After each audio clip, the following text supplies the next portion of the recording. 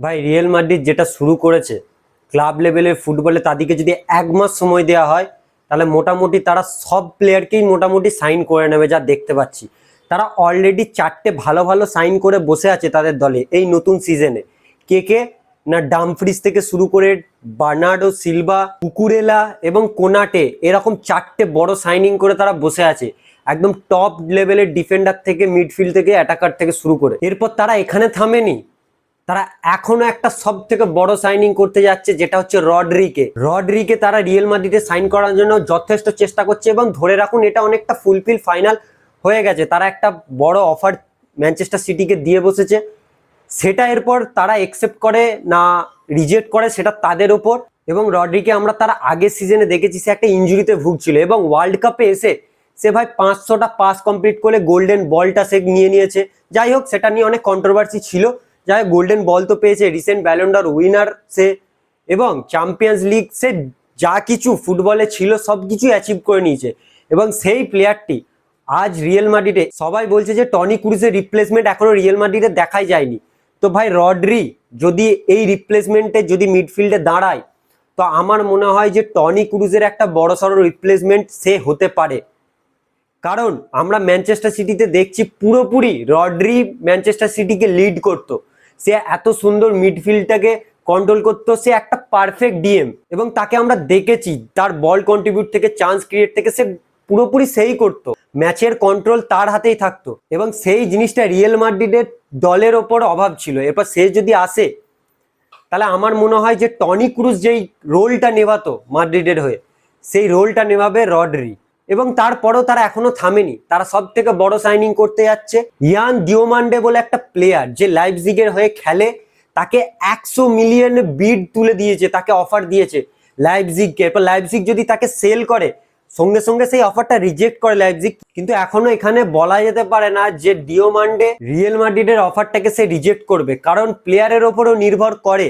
আমার মনে হয় যে এই ডিলটা সাকসেসফুল হবে, কারণ দিওমান্ডে এমন একটা প্লেয়ার, আমরা লাইপজিগের হয়ে তাকে 12টা গোল করতে দেখি এবং 9টা অ্যাসিস্ট করতে দেখি এই পুরো আগের সিজনে আর কি। তো সেই প্লেয়ারটি একটা রাইট উইঙ্গিং প্লেয়ার, এবং রিয়েল মাদ্রিদের হয়ে রাইট উইংয়ে প্লেয়ারকে এখন রিসেন্ট কে খেলে ব্রাহিম ডিয়াজ। তো ব্রাহিম ডিয়াজের একটা বড়সড় রিপ্লেসমেন্ট। এরপর যদি দিওমান্ডে সাইন করে তাহলে আমার মনে হয় ব্রাহিম ডিয়াজকে তাকে ছাড়তে হবে, কারণ লেফট উইং তো সে খেলতে পারবে, left wing Vinicius junior. Right wing পুরোপুরি ফাঁকা, আর সে হচ্ছে রাইট উইং প্লেয়ার। একটা দারুণ সাইনিং, এই সাইনিংটা যদি ফুলফিল হয়, কমপ্লিট হয়, এই বছর রিয়েল মাদ্রিদ যেই সিজনে যেই দলটা আমি দেখতে পাচ্ছি, সেই দলটা একটা আনবিটেন দল হয়ে পরিণত হবে। কারণ এই সিজনে আমরা যেই এল ক্লাসিকোটা দেখতে যাব রিয়েল মাদ্রিদ ভার্সেস বার্সেলোনা, একটা দারুণ এল ক্লাসিকো হবে। কারণ রিয়েল মাদ্রিদ লাগাতার 2 বছর তারা ট্রফিলেস গেছে, তারা কোনো তাদের টাইটেল নেই। তো আমার মনে হয় এই সিজনটা তারা একটা বড় চমক দেবে। এবং ওলিসোকেও রিয়েল মাদ্রিদ আনার চেষ্টা করেছিল, যেহেতু বাইরান তাদেরকে একটা বড় অফার দেয়, 200 মিলিয়নের একটা অফার দেয়, সেটা রিয়েল মাদ্রিদ পারে না। এবং রিয়েল মাদ্রিদ যেই প্লেয়ারগুলো সাইন করেছে, এই 18 বছরের ডিওমান্ডেকে যদি নিয়ে আসে, বা একটা বড় সড়ো তাদের একটা বড় সাইনিং হবে। এই সাইনিংটা 100 মিলিয়নের সেই অফারটা রিজেক্ট এখন পর্যন্ত লাইপজিগ করেছে, এবং পিএসজি 120 মিলিয়নের অফার দিয়েছে এই ডিওমান্ডের ওপরই লাইপজিগকে। এরপর এই দুজনের একটা কম্পিটিশন, এই বিডটা যে অ্যাকসেপ্ট করবে সেই আর কি ডিওমান্ডের সেই ক্লাবেই যাবে। আর এই ডিওমান্ডের ওপর শুধু পিএসজি নয়, ম্যানচেস্টার সিটি থেকে শুরু করে, আর্সেনাল থেকে শুরু করে সবাই কিন্তু চোখ পেতে আছে তাকে নেওয়ার জন্য।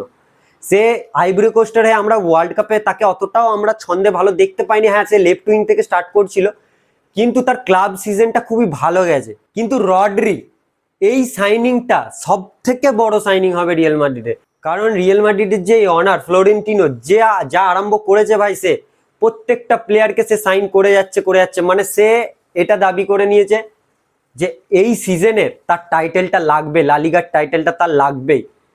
টিমটা খুব ভালো সিলেক্ট করছে, এবং মরিনোকেও আমরা দেখতে পাচ্ছি যে মরিনোকেও সে নতুন নিউ সিজনের কোচ তারা সাইনিং করে নিয়েছে। তাহলে ভাবুন এই দলটা কতটা তৈরি হয়ে আসছে। দারুণ একটা এল ক্লাসিকো দেখবো। আর এই সিজনে রিয়েল মাদ্রিদ কত বড় চমক দেখাতে পারে সেটারও দেখার আছে। তো আমরা সবাই জানি এরপর ক্লাব ফুটবল শুরু হতে যাচ্ছে, তো এরকম অনেক বড় বড় চমক আপনারা দেখতে পাবেন। অনেক ফুটবল আপডেট, ট্রান্সফার আপডেট আপনারা সবার আগে এই চ্যানেলেই পাবেন। তো এখনো যদি চ্যানেলটা সাবস্ক্রাইব না করে থাকেন, চ্যানেলটি সাবস্ক্রাইব করে দিন। তো চলো নেক্সট একটা ভিডিওতে দেখা হবে নেক্সট একটা আপডেট নিয়ে।